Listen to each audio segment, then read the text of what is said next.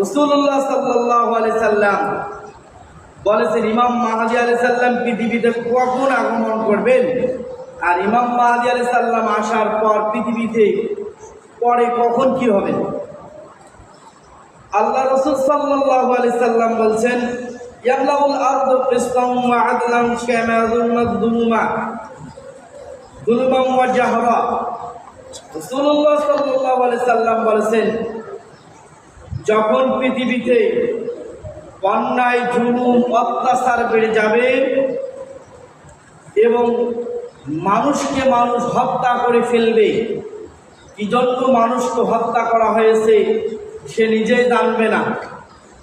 জিনা বেড়ে যাবে, বাদ্যযন্ত্র যখন বেড়ে যাবে, মুসলিমদের মধ্যে ঐক্য থাকবে না, মুসলিম ইমানদারদের মধ্যে ঐক্য থাকবে না এবং শাসক সমাজ রাষ্ট্র দুর্নীতিতে চ্যাম্পিয়ন হবে এবং দুর্নীতি সমাজে পড়তেই শুরু হয়ে যাবে।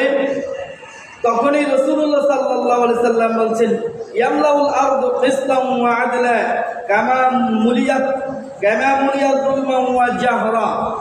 আল্লাহ রাব্বুল আলামিন তখন এই ইমাম মাহদী আলাইহিস সালাম পৃথিবীতে পড়াবেন এবং ইয়ামলাকুস সাবআ সিনা, পৃথিবীতে ইমাম মাহদী আলাইহিস সালাম পৃথিবীতে আগমন করবেন। 1 নয় 2 নয় 7 বছর পৃথিবীতে ইমাম মাহদী আলাইহিস সালাম শাসন করবেন, খেলাফত প্রতিষ্ঠা করবেন এবং ইমাম মাহদী আলাইহিস সালাম যত জুলুম অন্যায় অত্যাচার আছে ইমাম মাহদী আলাইহিস সালাম সবগুলোকে দূর করে দিয়ে যত দুর্নীতি এবং যত অত্যাচার আছে, যত ধর্ষণ আছে, যত মানুষকে মানুষ হত্যা করেছে সবগুলোকে রাসূলুল্লাহ সাল্লাল্লাহু আলাইহি সাল্লাম ইমাম মাহদীর মাধ্যমে সবগুলোকে শেষ করে দিয়ে ইমাম মাহদী 1 নয় 2 নয় 7 বছর পৃথিবী শাসন করবেন।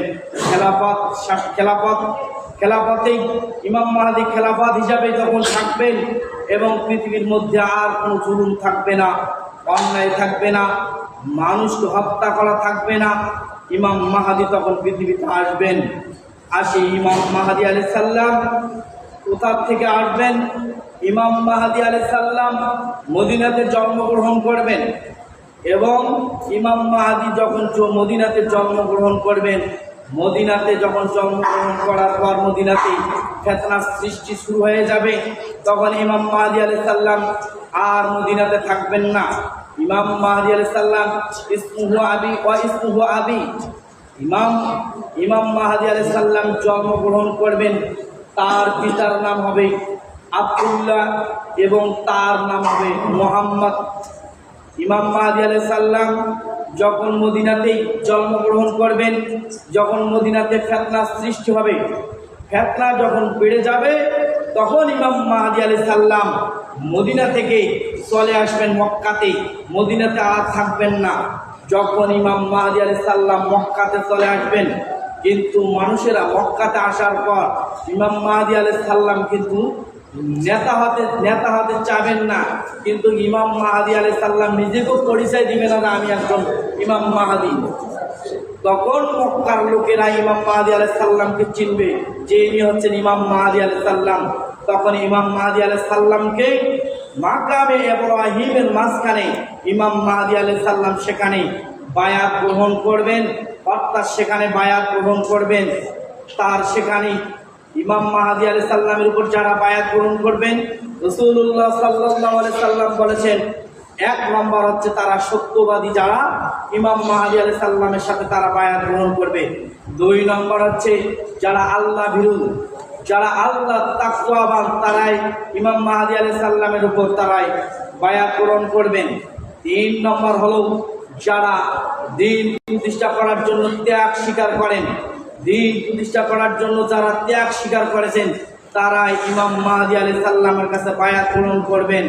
আর বায়াত গ্রহণ করার পরেই আর সমাজে দুর্নীতি থাকবে না, মাদক থাকবে না, কিচ্ছু হত্যা থাকবে না, জুলুম থাকবে না, মানুষকে মানুষ ধর্ষণ করবে সেটা থাকবে না। এক নয় দুই নয় 7 বছর ইমাম মাহদী আলাইহিস সালাম সেখানে শাসন করবেন। সেখানে আর জুলুম অত্যাচার থাকবে না।